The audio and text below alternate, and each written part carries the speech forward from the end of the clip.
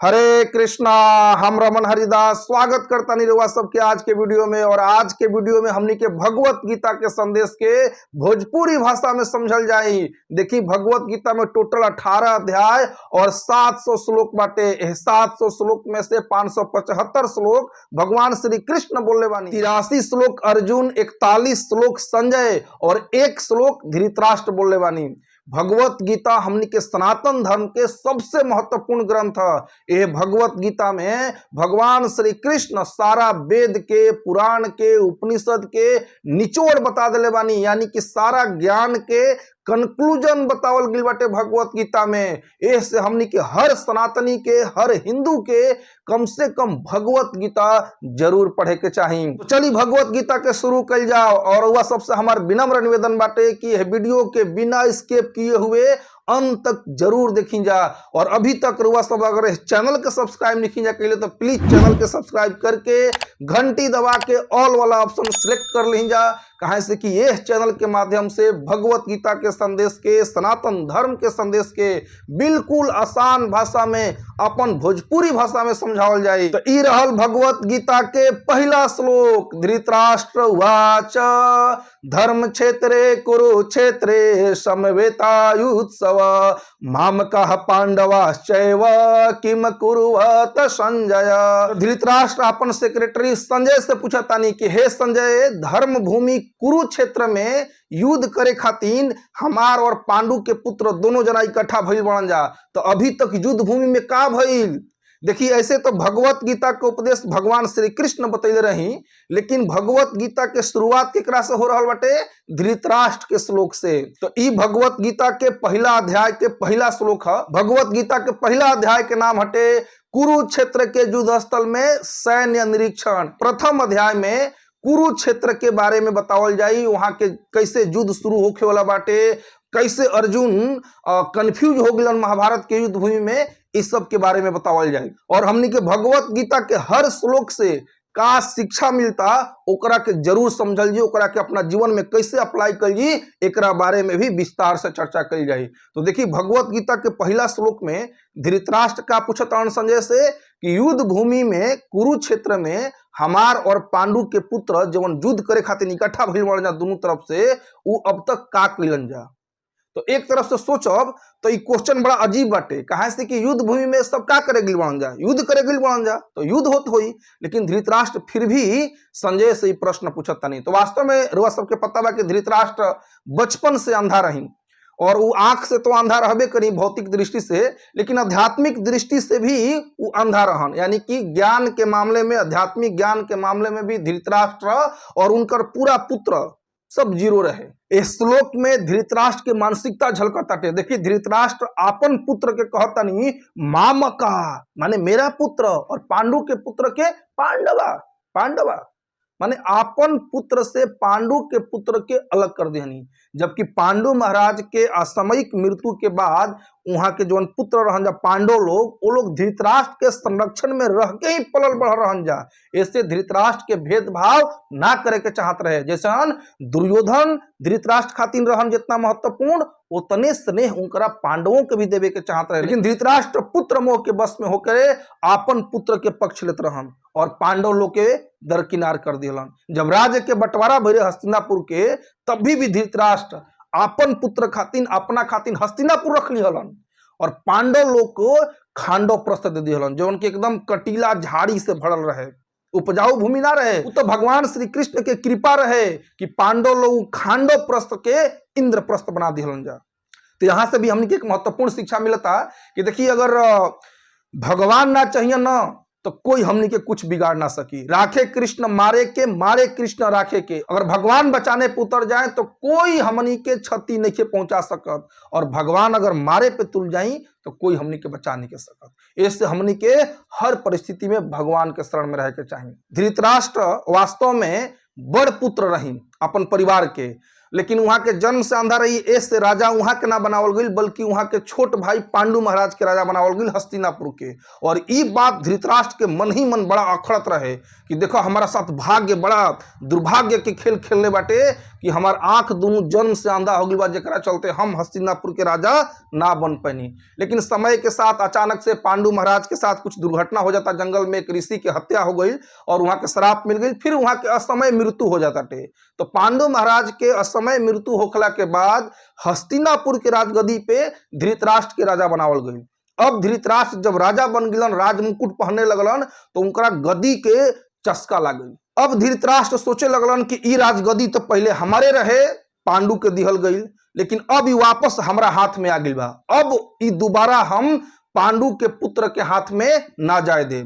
और धृतराष्ट्र चाहत रहन कि उनकर पुत्र दुर्योधन ही हस्तिनापुर के राजा बनस, लेकिन योग्यता के मामले में, उम्र के मामले में, हर तरीका से राजा बने के योग्य के रहे पांडु महाराज के बड़ पुत्र युधिष्ठिर महाराज।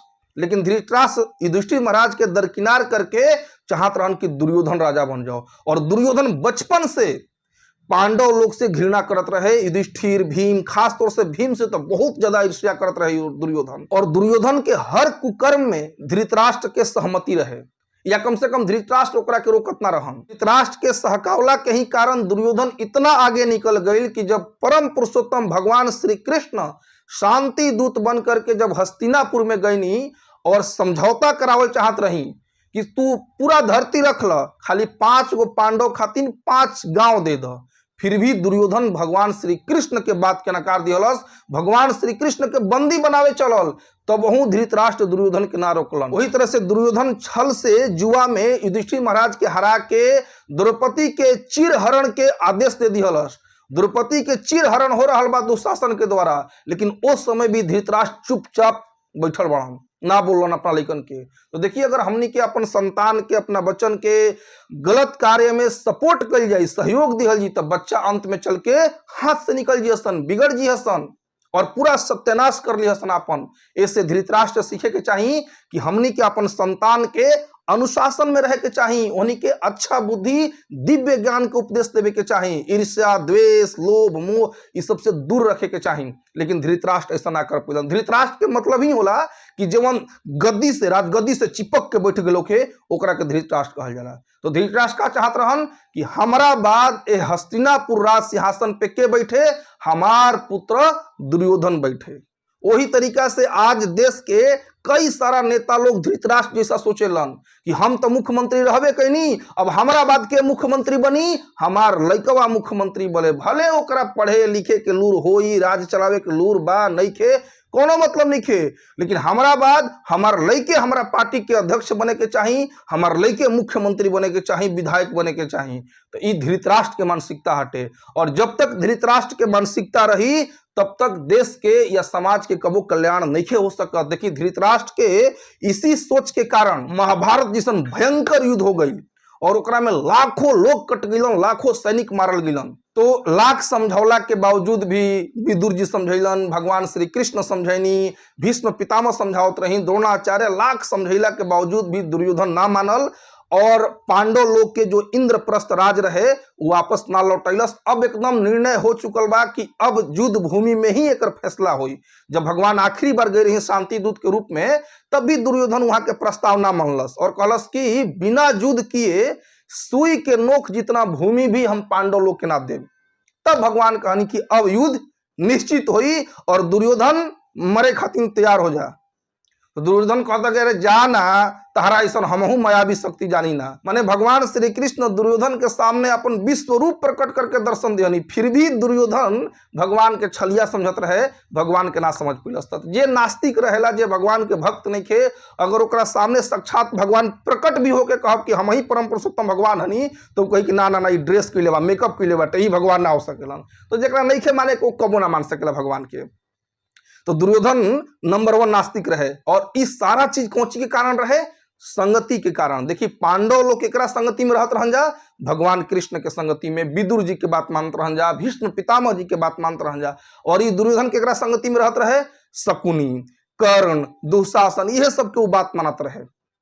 तो संगति के हमनी के जीवन में बहुत बड़ा असर पड़ेला। इससे हमनी के शिक्षा लेवे के चाहिए कि हमनी के केकरा संगे उठतन जा, बैठतन जा, खातन जा, एक बहुत बड़ा प्रभाव पड़ेला हमनी के चरित्र पे, हमनी के जीवन पे। इससे आपन संगति बहुत सोच विचार के चुने के चाहिए। और बतावल गई बाटे शास्त्र में कि हमनी के हमेशा भगवान के भक्त लोग के साथ संगति करे के चाहिए, भगवान के भक्त लोग के साथ बैठे के चाहिए, वहां सबसे कुछ सीखे के चाहिए, तब जाकर के हमनी के जीवन के असली कल्याण हो सकता। वही तरह हमनी सबके देखे के चाहिए कि हमनी के लइकन, हमनी के बच्चन केकरा संगे घूमत रहसन, केकरा संगे रहत रहसन, कौन टीवी में कौन सीरियल देख रहा बड़ासन, कौन मूवी देख रहा बड़ासन, इस सबके प्रभाव उन्हीं के जीवन पे, उन्हीं के चरित्र पे जरूर पड़ेला। तो संगति के बहुत बड़ा असर हमनी के चरित्र पे पड़ेला। तो महाभारत के युद्ध फाइनल हो चुकल और युद्ध कहां हुई डिसाइड कर गई कि युद्ध कुरुक्षेत्र में हुई। कुरुक्षेत्र के धर्म क्षेत्र कहल जाला और शास्त्र में वर्णित बाटे कि कुरुक्षेत्र देवी देवताओं खातिन भी तीर्थ स्थान बाटे।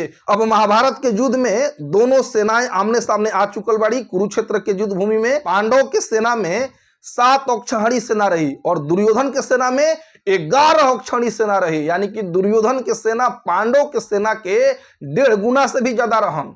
लेकिन अंत में विजय के कर भइल बाटे पांडव जन के। क्यों कि जयस्तु पांडु पुत्रा नाम जैसाम पक्षे जनार्दन, जय पांडु के पुत्र के ही हुई। काहे से कि पांडु के पुत्र के पक्ष में के बाटे स्वयं जनार्दन, परम पुरुषोत्तम भगवान श्री कृष्ण।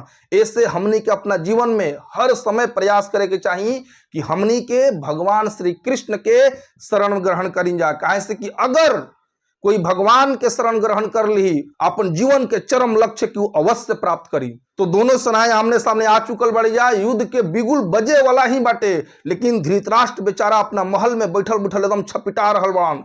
काहे कि धृतराष्ट्र अंधा रहन तो युद्ध भूमि में जा ना सकत रहन, तो अपन राजभवन हस्तिनापुर के राजभवन में ही बैठल रहन और युद्ध के आंखों देखी हाल सुनावे खातिर उनकर सेक्रेटरी संजय उनका साथ रहन। संजय वास्तव में वेद व्यासी के शिष्य रही और वहां के दिव्य दृष्टि प्राप्त रहे वेद व्यासी के कृपा से। यानी कि घर बैठल बैठल उस संसार में कहीं पर भी का हो रहल बा उ सब देख सकतानी और ओकरा के वर्णन कर सकतानी। तो उधर कुरुक्षेत्र में महाभारत के युद्ध शुरू होखे वाला बाटे और इधर राजभवन में बैठ के धृतराष्ट्र के हालत खराब हो रहल बा कि आखिर का भइल। काहे से कि धृतराष्ट्र के पता रहे कि ई युद्ध कहाँ हो रहल बा, कुरुक्षेत्र में, जेकरा के कि धर्म क्षेत्र भी कहल जाला। तो कहीं धर्म क्षेत्र के प्रभाव में आके, कुरुक्षेत्र के प्रभाव में आकर के उनकर लड़का दुर्योधन पांडव से तो समझौता तो ना कर ली हलस। एह बारे में जानना चाहता हूं धृतराष्ट्र कि अभी तक युद्ध शुरू भइल कि ना भइल। तो सोची धृतराष्ट्र कभी ना चाहत रहन मन से, दिल से, हृदय से कि महाभारत के युद्ध ना होखे। वो दुर्योधन के हर षड्यंत्र में दुर्योधन के साथ दिले रहन। दुर्योधन पांडव लोग के जला के लक्षागृह में जला के भस्म करे के प्रयास किलस, भीम के जहर दे के मारे के प्रयास किलस। ये सारा चीज धृतराष्ट्र के पता रहे, फिर भी वो दुर्योधन के दंड ना दिहलन। पुत्र मोह के कारण महाभारत के युद्ध के असली कारण रहे धृतराष्ट्र के पुत्र मोह। और आज हमनी के देश या राज्य कहीं या समाज कहीं बर्बाद इसीलिए हो रहा बा कि हमनी के देश चलाए वाला, राज्य चलाए वाला नेता लोग भी धृतराष्ट्र के प्रतिनिधि बनल जा। इन लोग कभी पुत्र मोह बाटे। पुत्र मोह के कारण पार्टी, देश भाड़ में जाओ, जनता भाड़ में जाओ, लेकिन हमारे लड़का मुख्यमंत्री बने के चाहिए। एकरे के पुत्र मोह कहल जाला और यही पुत्र मोह के कारण महाभारत जैसन भयंकर युद्ध हो गई। दूसरी बात कि धृतराष्ट्र के पता रहे कि उनकर पुत्र उनकरे जैसन अधर्म के मार्ग पे बाड़न और पांडु के जो पुत्र बाड़न युधिष्ठिर आदि वो सब धर्म के मार्ग पे चलोला बाड़न जा। और युद्ध कहाँ हो रहा बा, धर्म क्षेत्र में। तो एडवांटेज केकरा के मिली, जे धर्म के मार्ग पे चलता ओकरा के मिली। जैसे कि मान ली कि दो देश में मैच होखेला तो जीवन होम टीम बा, जीवन वो देश के टीम बाटे ओकरा के एडवांटेज रहेला, ओकरा के भीड़ के सपोर्ट रहेला। उसी तरह से ही महाभारत के युद्ध धर्म क्षेत्र में होत रहे तो जे धर्म के मार्ग पे चली ओकरा के एडवांटेज मिली। और धृतराष्ट्र जानत रहन कि उनकर पुत्र तो धर्म के मार्ग पे नहीं खन। ऐसे धृतराष्ट्र के शंका रहे कि कहीं उनकर युद्ध में पराजय मत हो जाओ। लेकिन फिर धृतराष्ट्र की याद होता है, अरे ना ना, हमार सेना तो बहुत बड़ा सेना बाटे, हमार कैसे पराजय हो सकता। लेकिन अंत में पराजय उनके भइल। और क्षेत्र के मतलब होला, समझ ली, फील्ड, खेत। तो खेत में किसान लोग जब फसल बोएलन तो ओकरा साथ कुछ अवांछित पौधा भी उगावेला, है ना, जकरा के किसान लोग सोह के फेंक दिलन। हमनी के सोहनी कहे नहीं जा ना, सोहनी तो खेत में से अवांछित पौधा के उखाड़ के फेंक दिया जाला। उसी तरह से ही धर्म क्षेत्र है, यहाँ धर्म के खेती लहलहाई, धर्म के फसल लहलहाई, और अधर्म के मार्ग पे जे रही ओकरा के उखाड़ के फेंक दिहल जी भगवान के द्वारा। ऐसे धृतराष्ट्र अंदर से डर रहल बड़न और पूछ रहल बड़न संजय से कि अभी तक का भइल। अब यहाँ से संजय बतावे शुरू कइल बड़न, आंखों देखी हाल कि युद्ध भूमि में का भइल। तो संजय दूसरा श्लोक में कहतनी, दृष्ट्वा तु पांडवानीकम व्यूढ़म दुर्योधनस्तदा आचार्यम उपसंगम्य राजा वचनम ब्रवीत। तो संजय धृतराष्ट्र कहतनी कि हे राजन, पांडव के सेना के व्यूहरचना के देख के राजा दुर्योधन कहाँ गईनी, अपना गुरु द्रोणाचार्य के पास गईनी और जाके का कहतनी, पसईतम पांडु पुत्राणाम आचार्य महतिम चमुम व्यूढ़म द्रुपद पुत्रेण तव शिष्येण धीमता। हे आचार्य, माने दुर्योधन द्रोणाचार्य से कहता कि हे आचार्य, पांडव के विशाल सेना के व्यूहरचना के देखी, जेवना के सेनापति के बाटे राउरे शिष्य द्रुपद के पुत्र धृष्टद्युम्न इस सेना के सजेले बड़न। तो इस श्लोक से दुर्योधन के आचरण झलकता। दुर्योधन अपना गुरु के पास जाके बिना प्रणाम किए हुए डायरेक्टली उनकरा पे आक्षेप लगा देता और एक तरह से दुर्योधन द्रोणाचार्य पे टोन मारता कि देखी जेकरा के रउआ सिखैले रही ना, जे राउर शिष्य रहे द्रुपद के पुत्र धृष्टद्युम्न, उहे आज पांडव के सेना के प्रधान सेनापति बनल बाटे। द्रुपद और द्रोणाचार्य के बीच में बहुत पहले से मनमुटाव चलत रहे। द्रुपद और द्रोणाचार्य दोनों एक ही गुरुकुल में पढ़त रही जा और द्रुपद राजा के पुत्र रहन, द्रोणाचार्य बेचारे ब्राह्मण रहन। लेकिन द्रुपद मित्रता में कह दिलन कि जब हम राजा बनम तो आधा राज्य तोहरा के भी दे देम। अब बात का भइल कि जब गुरुकुल से दोनों जना निकल गए पढ़ाई लिखाई करके, तो द्रोणाचार्य के हालत इतना खराब हो गई रहे कि वो अपन लड़का अश्वत्थामा के दूध भी ना पिला सकत रही। तब द्रोणाचार्य की याद आयल कि हमार मित्र द्रुपद तो राजा बन चुकल बहन और वो कहले रहन कि जब हम राजा बन जीव तो आधा राज तोहार हो जाई। तो यही आशा में द्रोणाचार्य द्रुपद के पास चल गई। सिर्फ एक गाय मांगे गई रही, राज मांगे ना गई रही, क्योंकि जब ब्राह्मण असली ब्राह्मण होला ओकरा राजपाट धन संपत्ति सबसे मोह ना रहेला। तो द्रोणाचार्य जब द्रुपद के राजसभा में गनी तो वहां पे द्रुपद द्रोणाचार्य के बहुत अपमानित किलन और बोलन कि अरे मित्रता तो बराबर वाला में होला, कहाँ तू एक गरीब ब्राह्मण, हम कहाँ राजा, कैसे मित्रता करे चल। बचपन में अरे जवन कह देनी गलती में कहा गिल ओकरा के तू सीरियस मान ले बड़ा। तो बहुत ज्यादा अपमानित किलन द्रुपद द्रोणाचार्य के। अब द्रोणाचार्य अंदर ही अंदर द्रुपद से बड़ा क्रोध में रही कि एकरा के तो सबक सिखाई। और जब द्रोणाचार्य कौरव और पांडव के गुरु बन गई और जब शिक्षा समाप्त हो गई तो गुरु दक्षिणा में द्रोणाचार्य का मांग लिहनी, द्रुपद के पकड़ के लावे के बंदी बना के। तो पहले दुर्योधन के टीम गई लेकिन द्रुपद उनका के हरा दिहलन। तब अर्जुन और पांडव के टीम गई और अर्जुन द्रुपद के जिंदा बंदी बना करके द्रोणाचार्य के पास लेके आ गई। अब द्रोणाचार्य द्रुपद का अपमानित कही, उनकर आधा राज ले लिहनी, सब गाय के भी बंटवारा भइल जितना गाय रही सन, और एक गाय बेसी लिहनी कि हम एगो गाय मांगे गई रही और तू बहुत अपमानित किल रहा। और फिर कहनी द्रोणाचार्य की अब हम आधा राज तहरा के दे देनी, आधा राज अपना भी रख लिहनी, अब हमनी के दोनों बराबर हो गई, अब मित्रता करबो ना। अब द्रुपद एकदम अंदर से जल गिलन, क्षत्रिय रहन, अंदर से एकदम आग बबूला कोयला की तरह दूध की तरह खौले लगन एकदम। अब द्रुपद वहां से जाकर के सीधे जंगल में चल गिलन और तपस्या करके ऋषि मुनि की सहायता से एक पुत्र उत्पन्न किलन धृष्टद्युम्न, और साथ में द्रौपदी भी उत्पन्न भई अग्नि से, अग्निकुंड से। और पुत्र काहे खातिर उत्पन्न कल रहे, द्रोणाचार्य के वध करे खातिर। द्रोणाचार्य बहुत ही शक्तिशाली योद्धा रही, परशुराम जी के शिष्य रही, इसलिए वहां से देवता लोग भी युद्ध ना कर सकत रहा, इतना महान योद्धा रही। तो वहां के वध इतना आसान ना रहे। तो द्रुपद तपस्या किलन कि हमरा के ऐसा पुत्र मिले जो द्रोणाचार्य के गला काट सके। अब उनकरा के पुत्र के रूप में धृष्टद्युम्न मिल गई। तो द्रुपद यहाँ पर भी दिमाग ले गईलन कि हमारा पुत्र के शिक्षा के दी युद्ध कला के। तो द्रोणाचार्य के पास ले गए अपना पुत्र के और कहलन कि मित्र, हम अपन पुत्र तोहरा शरण में सौंपतानी और एकरा के बढ़िया से शिक्षा दीक्षा दे दो। द्रुपद के बारे में जानत रही कि द्रुपद पुत्र काहे खातिर प्रकट किलवा, लेकिन फिर भी जानते हुए भी उस सारा शिक्षा द्रुपद के पुत्र धृष्टद्युम्न के दे दिहलन। अब यही के दुर्योधन इस श्लोक में कह रहा द्रोणाचार्य से कि हे गुरुदेव, वो जौन धृष्टद्युम्न उधर खड़ा बाटे उ राउरे शिष्य हटे, राउरे सिखावल शिष्य है, ऐसे मोह मत करब, ओकरा प्रति दया मत दिखाई, है ना, बढ़िया से युद्ध करे के बाटे।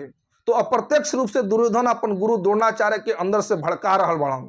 और फिर चौथा श्लोक से पांडव के सेना के विवरण देता हूं, केकरा के, द्रोणाचार्य के का विवरण देता हूं। अत्र शूरा महेश्वासा भीम अर्जुन समायुधि युधानो विराटश्च द्रुपदश्च महारथ। दुर्योधन कहता हूं द्रोणाचार्य से कि देखी वो सेना में के बाटे, भीम तथा अर्जुन से युद्ध करे वाला अनेक महारथी बाड़न, जैसे युधान, विराट नरेश, द्रुपद, ये सब बड़ा बड़ा महारथी पांडव के सेना में बाड़न। और के बाटे तो धृष्ट केतु, चेकितान, काशीराज, पुरोजित, कुंती भोज, सैब्य जैसे महान शक्तिशाली योद्धा भी पांडवों के सेना में बाड़न। पराक्रमी युधामनु, अत्यंत शक्तिशाली उत्तमौजा, सुभद्रा के पुत्र अभिमन्यु, द्रौपदी के पुत्र, ये सब भी महारथी बाड़न और ये सब पांडवों के सेना में बाड़न। तो पहले पांडव के सेना के विवरण दे रहा बाड़न के दुर्योधन अपना गुरु के सामने। हालांकि द्रोणाचार्य के सब पता रहे कि पांडव के सेना में के बा, कौरव के सेना में के बा, लेकिन फिर भी दुर्योधन बखान कर रहल बान उकसावे खातिर अंदर से। अब दुर्योधन आपन सेना के बखान कर रहल बान कि हमरा सेना में के बाटे। 8वां श्लोक में कहत हन, भवान भीष्मश्च कर्णश्च कृपश्च समितंजयः अश्वत्थामा विकर्णश्च समदति तथैव च। हमारा सेना में तो स्वयं रउआ बानी, भीष्म पितामह बानी, कृपाचार्य बानी, कर्ण, विकर्ण, अश्वत्थामा और सोमदत्त के पुत्र भूरिश्रवा, ये सब हमारा सेना में बाड़न। तो हमारा सेना के तो कहे के बातें नहीं कि हमारा सेना कितना शक्तिशाली। भीष्म पितामह कौरव के सेना के प्रधान सेनापति जब तक रही तब तक कर्ण के युद्ध करे के अनुमति ना रहे। तो कर्ण युद्ध भूमि में ना रहे उस समय, लेकिन फिर भी दुर्योधन के दिलो दिमाग पे कर्ण के इतना छवि जम गिरे है कि वो कर्ण के नाम भी ले लिया, जबकि कर्ण युद्ध भूमि में ना रहन उस समय। और विकर्ण बहुत महान योद्धा ना रहन, फिर भी यहाँ पे विकर्ण के नाम ले लेबा दुर्योधन। तो दुर्योधन बहुत बड़ा पॉलिटिशियन रहन। तो जब द्रौपदी के चीरहरण हो रहल रहे तो उस समय विकर्ण ही दुर्योधन के विरोध कर रहन। ऐसे दुर्योधन उनकरा के मनावे खातिर, माने उनकरा के भाव दे रहल बाटे कि देखो तहरो विशेषता बा है युद्ध भूमि में। हालांकि विकर्ण उतना महान योद्धा ना रहन। फिर एक बाद दुर्योधन बता रहन कि हमारा सेना में अनेक योद्धा बाड़न, महारथी बाड़न, जे कि अपन प्राण देवे खातिर एकदम तत्पर बाड़न हमरा खातिर। तो उनकरा मुंह से निकल ही गई कि प्राण त्यागे खातिर तत्पर बाड़न, यानी कि पहले ही से बता रहल बाड़न कि युद्ध भूमि में जे आई बाटे वो अपन प्राण तो त्यागबे करी। और 10वां श्लोक में दुर्योधन कहतवन कि हमनी के जौन शक्ति बाटे, सैन्य शक्ति अपरिमेय बाटे, यानी दुर्योधन के बहुत अहंकार रहे। भीष्म पितामह पे, द्रोणाचार्य पे, कृपाचार्य पे, कर्ण पे, अश्वत्थामा पे बहुत अहंकार रहे कि हमारा पास तो बहुत बड़ा सेना बाटे, बहुत बड़ा बड़ा महारथी बाड़न। देखी हमनी के जीवन के 2 सबसे बड़ा शत्रु बाड़न के, पहल का आलस और दूसरा अहंकार। हमनी के लगा कि हमनी के शत्रु के बा पाकिस्तान और चाइना, ना पाकिस्तान चाइना शत्रु बान, सब हमनी के देश के सेना संभाल ली हम, लेकिन हमनी के जो असली शत्रु बाटे वो बाटे हमनी के अहंकार, हमनी के आलस। तो जीवन में अगर हमनी के अहंकार और आलस त्याग दिहल जाई तो अपन जीवन के चरम लक्ष्य के निश्चित रूप से प्राप्त कर लिहल जी। कोई भी व्यक्ति, दुर्योधन के पास अहंकार रहे, ऐसे युद्ध भूमि में उनकर हार भई। भगवान के भी बात ना मानलन, भीष्म पितामह, द्रोणाचार्य कोई के बात ना मानत रहन अहंकार के कारण। तो अहंकार और आलस हमनी के बहुत बड़ा शत्रु बा। ऐसे जीवन में कभी भी आलस ना करे के चाहिए, कर्म करे में, भक्ति करे में, अपन कर्तव्य के निर्वहन करे में, और कभी अहंकार ना करे के चाहिए। अगर कुछ हमनी के हासिल हो गई, कुछ बड़ा चीज बन गई जा, बड़ा ऑफिसर बन गई जा, या जिंदगी में कुछ धन संपत्ति कमा ली जा, तो ओकर अहंकार ना होके के चाहिए, क्योंकि सारा संसार वास्तव में भगवान के हटे, हमनी के कुछ ना है जी। तो अब द्रोणाचार्य के साथ बात करते करते लागल दुर्योधन कहीं भीष्म पितामह नाराज मत हो जास भैया, हम खाली द्रोणाचार्य से बात करता नहीं। तो भीष्म पितामह के भी मतलब उनकर चापलूसी करे शुरू कर दिहलन। भीष्म पितामह के चापलूसी करते हुए 11वें श्लोक में दुर्योधन कह रहल बड़न कि सारा लोग मिल के भीष्म पितामह के सहयोग करी जा, भीष्म पितामह के साथ खड़ा रही जा। अगर भीष्म पितामह हमनी संग रही हन तो हमनी के पराजय कभी नहीं के हो सकत। और वास्तव में भीष्म पितामह की इच्छा मृत्यु के वरदान मिल रहे, वहां के जब चाहब तबे मृत्यु आई। भीष्म पितामह महाजन हनी, भगवान के महान भक्त हनी, और वहां के सब इस बात सुन रही दुर्योधन के। मजबूरी रहे वहां के कि वहां के अपना पिता के वचन दिले रही कि जे भी हस्तिनापुर के राजगद्दी पे बैठी ओकरा में अपन पिता के छवि देखब, और वहां के आजीवन रक्षा करम। अब यही बंधन के कारण भीष्म पितामह दुर्योधन के पक्ष में युद्ध करे के मजबूर रहे। भीष्म पितामह से यह गलती हो गई कि वहां के भागवत धर्म के पालन ना करके अपन प्रतिज्ञा के ज्यादा ऊंचा स्थान दे दी हनी। हमनी के प्रतिज्ञा, हमनी के कर्तव्य भगवान के आदेश के आगे कुछ भी नहीं खे। तोड़ देवे के चाहिए वो प्रतिज्ञा, वो कर्तव्य जीवन भगवान के भक्ति करे में हमनी के बाधा पहुंचा होता। तो अब भीष्म पितामह सब कुछ सुनत रही, वहां के अकुचा के एकदम अपन शंख उठैनी और शंख बजा दी। तो 12वां श्लोक में भीष्म पितामह अपन शंख नाद कर दिहनी, युद्ध के शंख बजा दिहनी। और जब शंख बाजल ना तो फिर सब योद्धा अपन अपन शंख बजावे शुरू कर दन। तुरही, बिगुल, नगाड़ा सब बाजे लागल। जब युद्ध भूमि में इतना सारा शंख, नगाड़ा, बिगुल, तुरही जब बाजे लागल तो माहौल एकदम कोलाहलपूर्ण बन गई। अब 14वें श्लोक से असली हीरो के एंट्री हो रहा बा, भगवान श्री कृष्ण और अर्जुन के। पहले तो ये भीष्म पितामह और उनकर सेना के लोग अपन अपन शंख, बिजू, बिगुल, तुरही इस सब बजा चुकल। अब भगवान एंट्री करता नहीं। तो 14वां श्लोक इस प्रकार से बटे, ततः श्वेत हरेर्युक्ते महति सनयदने स्थितो माधवः पांडवः चैव दिव्यो शंखो प्रदद्मतु। तो दूसरे तरफ से श्वेत घोड़ों के द्वारा खींचे जाने वाले विशाल रथ पर आसीन होकर के प्रकट भइल भगवान श्री कृष्ण और अर्जुन, और दोनों अपन अपन शंख बजनी जा। 14वां श्लोक से आगे अगला वीडियो में हमने के डिस्कस कर जाई। ये वीडियो में हमने के भगवत गीता के प्रथम अध्याय के श्लोक संख्या 1 से लेकर के श्लोक संख्या 13 तक समझनी जा। और जो आज के वीडियो रहे ओकरा में सीखे वाला चीज का रहे कि पुत्र मोह से बचे के चाहिए। हमनी के अपन संतान के कभी भी गलत कार्य के समर्थन ना करे के चाहिए,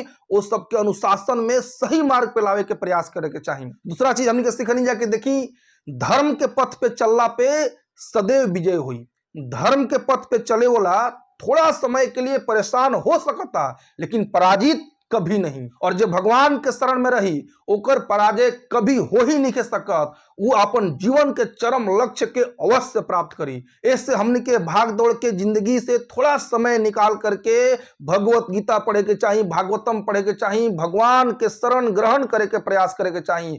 तभी हमने के मनुष्य जीवन के चरम लक्ष्य के प्राप्त कर सकता नहीं जा। अन्यथा ये जीवन न सही बेकार चल जी, फिर से 84 लाख जोनियों में पुनरअपि जन्मम पुनरअपि मरणम, इस जन्म मृत्यु के चक्र में हमने के फसल रह जी। तीसरा शिक्षा का मिलता कि अगर हमने के गलत मार्ग पे चल जाए, गलत कार्य कर जाए, तो चाहे कितना भी धन संपत्ति शक्ति अर्जित कर लिया जी, लेकिन फिर भी अंदर से डरल रहल जी, सहमल रहल जी, डर रही अंदर से, भयभीत रहल जी अंदर से। जैसे धृतराष्ट्र के हाल बाटे। धृतराष्ट्र जानत रहन कि उनकर पुत्र इस सब अधर्म के मार्ग पे चल रहल बाहन। ऐसे युद्ध भूमि से पहले भी, जबकि धृतराष्ट्र के सेना में बड़े बड़े महारथी लोग बाड़न, बहुत बड़ी सेना रहे धृतराष्ट्र के पास, लेकिन फिर भी धृतराष्ट्र अंदर से भयभीत बाड़न। काहे कि वो गलत मार्ग पे चल रहा बाड़न, अधर्म के मार्ग पे चल रहा बाड़न। ऐसे हमनी के अधर्म के मार्ग के त्याग देवे के चाहिए और भगवान जो ना मार्ग पे बतले बनी चले के, भगवत गीता के उपदेश के अनुसार ओह मार्ग पे हमनी के चले के चाहिए, भगवत भक्ति के मार्ग पे चले के चाहिए। तो आज के वीडियो में इतना ही रही। अगर वह सबके वीडियो पसंद आई तो वीडियो को लाइक करेंगे, शेयर करेंगे दूसरे लोगों के साथ, और इस चैनल के सब्सक्राइब करके कमेंट में भगवत गीता की जय जरूर लिखेंगे। यार वह सबके भगवत गीता से रिलेटेड कोनो प्रश्न होके तो वह सब कमेंट बॉक्स में पूछ सकते नहीं जा। जल्द मिल जी हमने के अगला वीडियो में, और अगला वीडियो में भगवत गीता के पहला अध्याय के 14वां श्लोक से आगे पढ़ल जाए, और वह वीडियो में बतावल जाए विजय के लक्षण कि यानी पांडव लोग के ही विजय भइल, एकर लक्षण पहले ही पता चल गई रहे युद्ध से। तो कौन कौन लक्षण रहे, और हमने के भी अपना जीवन में अगर विजय प्राप्त कर चाहता नहीं जा तो हमने के का करे के चाहिए, कौन कौन लक्षण अपना अंदर में एक्वायर करे के चाहिए, इस सब के बारे में हमने के विस्तार से अगला वीडियो में डिस्कस करिए। तब तक के लिए हरे कृष्णा, भगवत गीता की जय।